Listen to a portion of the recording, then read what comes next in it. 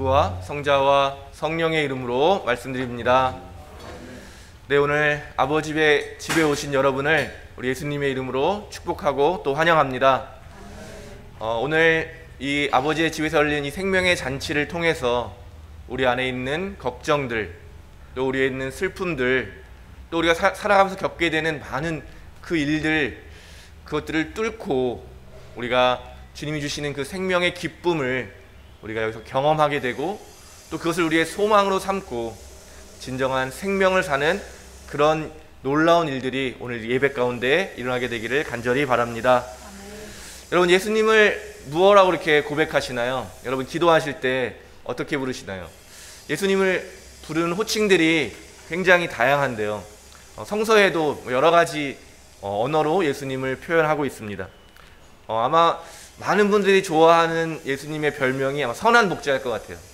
예수님은 나의 목자이십니다, 이렇게 고백하실 수도 있고요.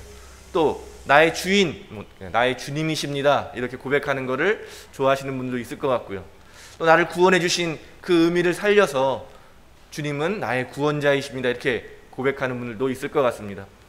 하나하나 엄청 굉장히 많기 때문에 능력의 주님, 치료자, 참 생명, 길이요, 또 진리고, 또 문이 되시고, 또 빛이 되시고, 또 심판자이기도 하시고, 지혜이시기도 하고, 또 다윗의 자손이시고, 이런 여러 가지 달고 있는 호칭 중에 여러분 어떻게 고백하시는지 모르겠습니다.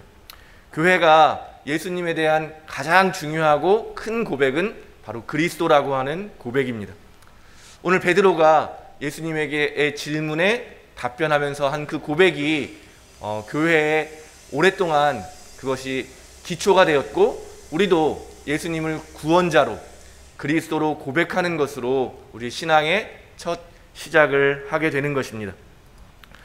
오늘 그런 이 사건이 일어난 이 이야기는 굉장히 우리 신앙에 있어서 또 그리스도교 신앙이 무엇인지를 잘 드러내주는 이야기인데요, 먼저 이 이야기가 일어난 장소를 밝히고 있는데요, 필립보의 가이사리아라고 하는 지방 이름을 이야기하는데, 이 두 명의 사람의 이름이 그 지방의 이름이 된 거죠.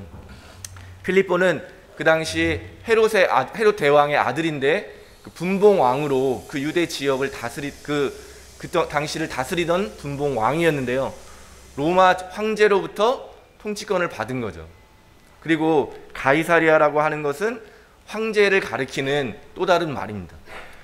그러니까 우리가 왕이라고 부르잖아요, 우리나라 말로. 그래서 카이사르라고 하는 것은 로마의 황제를 가리키는 말이에요. 그래서 이 필립보라고 하는 분봉 왕이 로마의 황제에게 도시를 만들어서, 스케일이 굉장히 크죠, 뇌물을 바치는 거예요. 도시를 만들어서 황제와 자기의 이름을 붙이고 그것을 황제에게 바치는 거죠. 그러니까 로마 시대의 어떤 관계는 이런 거거든요. 어떤 사람들에게 선물을 주고 그 사람, 그러니까 오늘날로 말하면 그 라인이 되는 거죠. 그 사단이 되는 거예요. 그러면 그 힘 있는 사람이 자기의 힘으로 밑에 사람들을 돌봐주고 또 그 힘만큼 높은 자리를 보장해 주면서, 그럼 이 밑에 있는 사람들이 또 힘을 키워서 이 사람을 계속 지지해 주는 이런 관계가, 후견인 관계가 로마에서는 굉장히 일반적인 관계였거든요. 그래서 그 당시 이 팔레스타인 지역이 굉장히 복잡해서 거기가 이제 분쟁이 많이 나고 이런 위험한 곳이기 때문에 그 어떤 사람이 거기를 차지하느냐, 이제 이런 것들이 계속 변동되던 그런 시절입니다.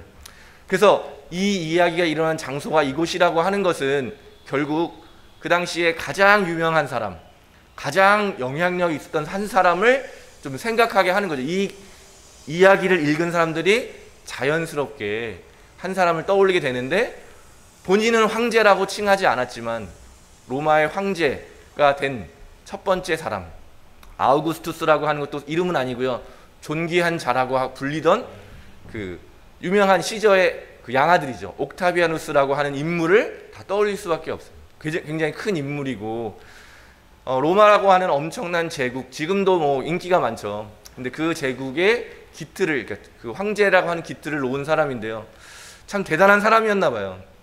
40년 동안이나 로마를 통치하는데 그 영향력이 줄지 않았다고요.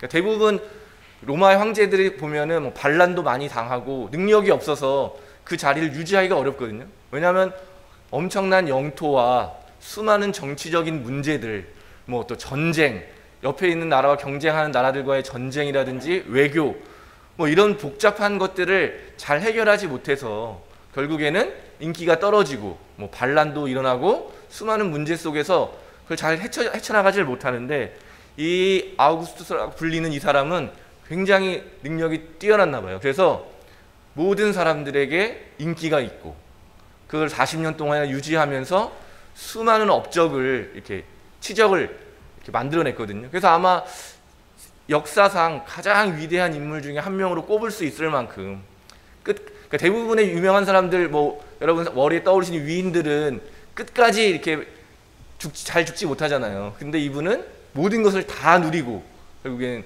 40년 동안이나 통치를 하는 그런 사람이었습니다.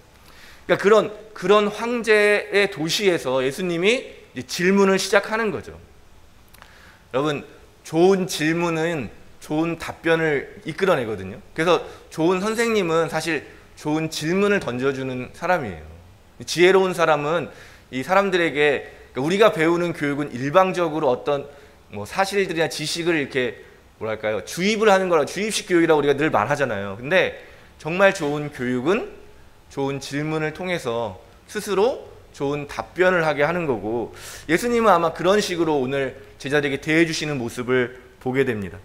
좋은 질문을 예수님이 제자들에게 던져주시면서 결국 예수님을 따른다고 하는 것이 무엇인지를 이렇게 잘 보여주고 계시는 거죠. 그래서 우리도 한번 그 질문을 한 번씩 이렇게 한번 계속 생각해 보면 좋겠습니다.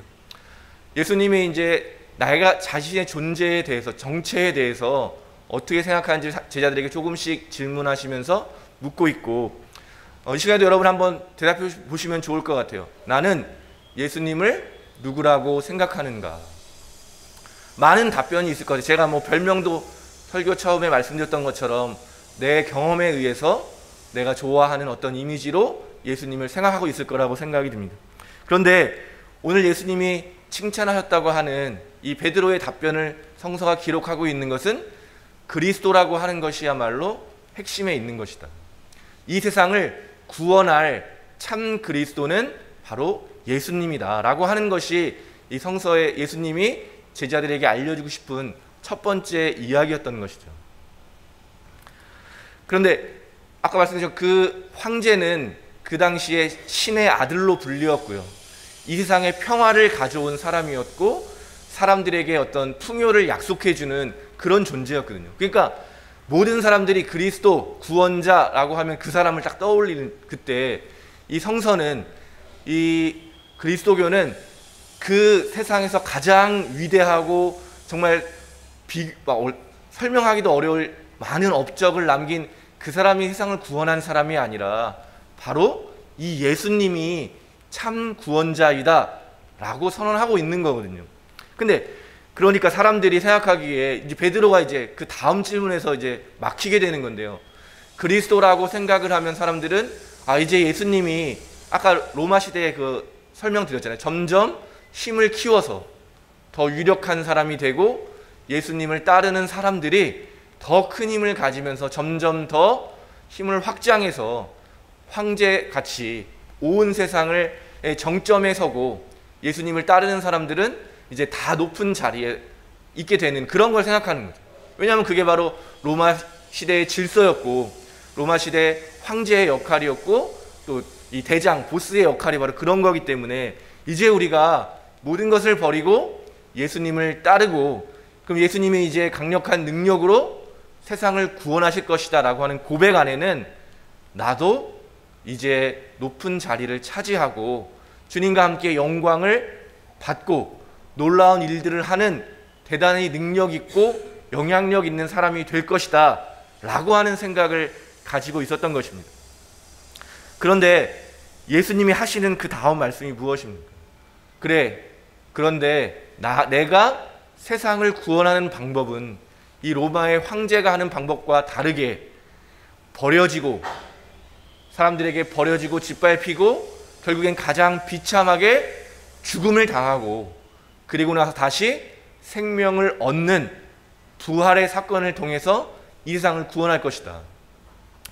베드로는 아마 난생 처음 듣는 이야기였을 것 같아요. 우리는 부활이라고 하는 것을 굉장히 잘 안다고 생각하는데 죽으면 다 끝이라고 대부분 생각하는 사람들이 많잖아요.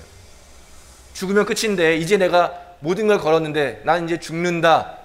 그리고 그 다음에 또 무엇이 있다라고 이야기할 때 이미 죽음이라고 하는 그 선언 안에 또 그것도 버려지고 비참하게 죽을 것이라고 하는 그 예언에서 아마 베드로의 모든 생각과 기대는 다 무너졌던 것이죠.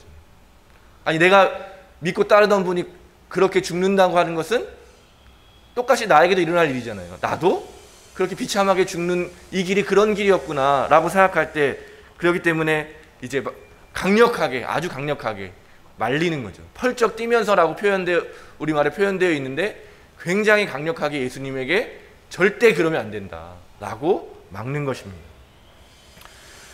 바로 이 지점이 우리가 다시 한번 우리의 신앙을 되돌아보아야 할 중요한 지점인 것 같습니다. 나는 과연 예수님을 무엇 때문에 믿고 따르고 고백하는가? 베드로가 보여준 것처럼 나의 문제들을 해결해 줄 유능한 그런 사람으로 예수님을 고백하고 있다면 우리의 신앙은 여기서 막혀버릴 수밖에 없는 것이죠. 예수님이 제자들에게 하신 말씀, 누구든지 나를 따르는 사람은 자기를 부인하고 자기가 죽고 다시 새로운 존재가 되어야 된다 하라고 하는 것은 우리가 따를 수가 없는 길이 되는 것이죠. 우리가 끝까지 예수님을 나의 성공, 어떤 나의 필요를 채워주는 것에 머물러 있다면 우리는 늘 베드로가 보이는 반응을 보일 수밖에 없는 것입니다. 마침내 죽음을 뛰어넘는 하나님의 사랑에 이르지 못하게 되는 것이죠. 우리의 성공, 우리의 욕망에 붙들려 있는 한 나를 부인하지 않고 나를 성공시키고 더 높은 자리로 오르려고 하는 그 태도를 버리지 않는 한, 누구든지 나에게 주어진 예수님이 보여주신 그 십자가를 지지 않고 거부하는 한 해는 신앙의 참 여정을 시작할 수 없다는 사실입니다. 그래서 신앙은 참으로 두려운 길이고 좁은 길이고 또 누구나 쉽게 가려고 하지 않는 꺼려지는 길이라고 성서는 우리에게 이야기하고 있는 것입니다. 이제 나도 높은 자리를 좀 차지해서 정말 어떤 위대한 일들을 할 거라고 하는 이 기대가 완전히 깨어지고 사람들이 가장 비참하고 저주하는 그 자리로 가려고 하는 그 예수님을 제자들이 어떻게 바라봤을까요? 그런데 예수님은 자신이 실제로 그 길을 가실 뿐만 아니라 자신을 따르는 사람들에게 그 길로 초대해 주고 계십니다. 그 십자가의 길로. 그러나 여러분, 십자가의 길, 비참한 죽음이 끝이라면 우리가 누가 예수님을 믿을 필요가 있겠습니까? 정말 그 비참하고 낮아진 그 상태가 끝이라면 누가 예수님을 기억하고 그분을 따르겠습니까? 그러나 우리는 이제 믿음으로 우리가 알 수 없는 영역, 죽음이 끝이 아니고 그 죽음을 통해서 진짜 생명의 길로 도달하게 된다 하는 그 예수님의 말씀을 우리가 듣게 되기를 바랍니다. 죽음이 끝이 아니라 죽임을 당하겠지만 다시 살리시는 하나님을 통해서 다시 살아나셔서 부활하셔서 그 참 부활의 길로 그것을 통해서 세상을 진정으로 구원하실 예수 그리스도, 그분을 우리가 믿고 따르게 되기를 바랍니다. 세상으로 대단해 보이는 그 로마의 황제가 이룬 놀라운 업적들 지금 어떻게 됐습니까?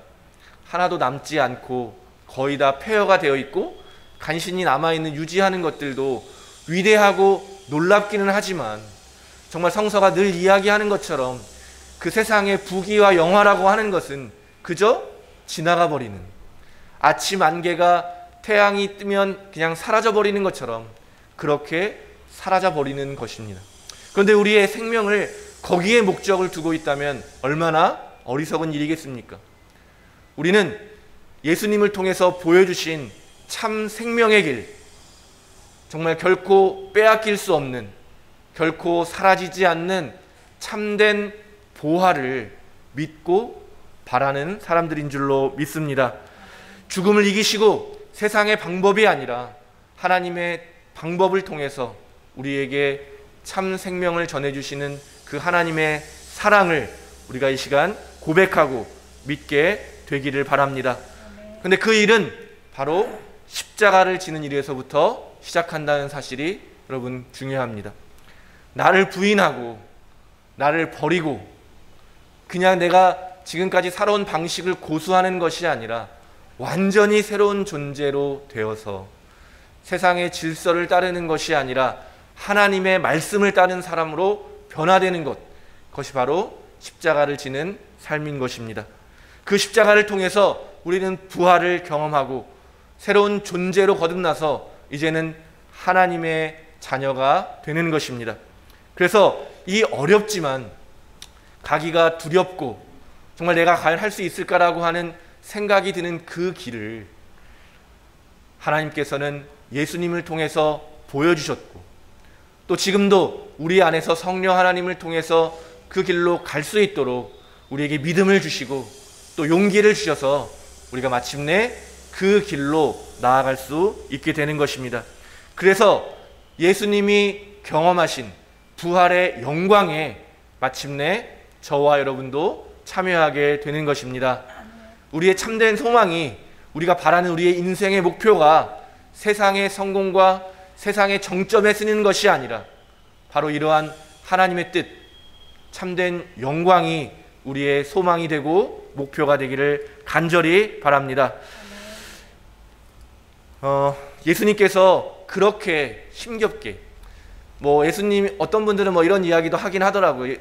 예수님께서 십자가를 지시고 그 다음 일을 알고 있었기 때문에 두렵지 않게 또는 아주 영광스럽게 그 일을 수행했다고 하시는 분도 계시는데 저는 성서를 보면 죽음이라고 하는 것이 얼마나 힘겨운 일인지 예수님도 알고 계셨고 쉽게 그냥 마치 한 계단을 단계를 넘어가는 것처럼 그냥 넘어간 것이 아니라 수많은 고뇌와 수많은 그 외로움과 버려진다고 하는 그 모든 아픔들을 인간의 몸을 입으시고 다 겪으셨습니다. 그러나 그렇게 해야만 우리도 갈 수 있기 때문에 우리에게 길을 열어주시기 위해서 정말 그 죽음을 통과하는 그 모든 아픔과 그 모든 고통과 치욕과 수치를 예수님께서 당하셨다는 것을 우리가 기억했으면 좋겠습니다. 그저 쉽게 간 것이 아니라 예수님께서는 그렇게 힘겹게 그 길을 가셨습니다. 그래서 그 순환의 고통으로 우리에게 새로운 생명이 전해진 줄로 믿습니다. 그 예수님의 순환을 통해서 우리에게 이제 새로운 길이 열리게 된 줄로 믿습니다. 그 예수님의 순환을 통해서 이제 우리에게 새로운 삶이 허락된 줄로 믿습니다. 이 귀한 삶을 이제 저와 여러분이 경험하고 따르고 누리게 되기를 간절히 바랍니다. 오늘 예수님의 그 순한 예고 앞에서 펄쩍 뛰었던 베드로가 결국에는 예수님의 도우심으로 그 십자가의 길을 따르고 완수했던 것처럼 우리도 그렇게 베드로처럼 때로는 실패하고 때로는 잘 그 길을 따르지 못하고 넘어지지만 마지막 때에는 예수님을 잘 따랐고 그래서 마지막 심판의 날에 우리 모두가 예수님의 칭찬을 받는 예수님과 함께하는 그 복을 우리 모두가 누리게 되기를 우리 주 예수 그리스도의 이름으로 축원드립니다. 성부와 성자와 성령의 이름으로 말씀드렸습니다.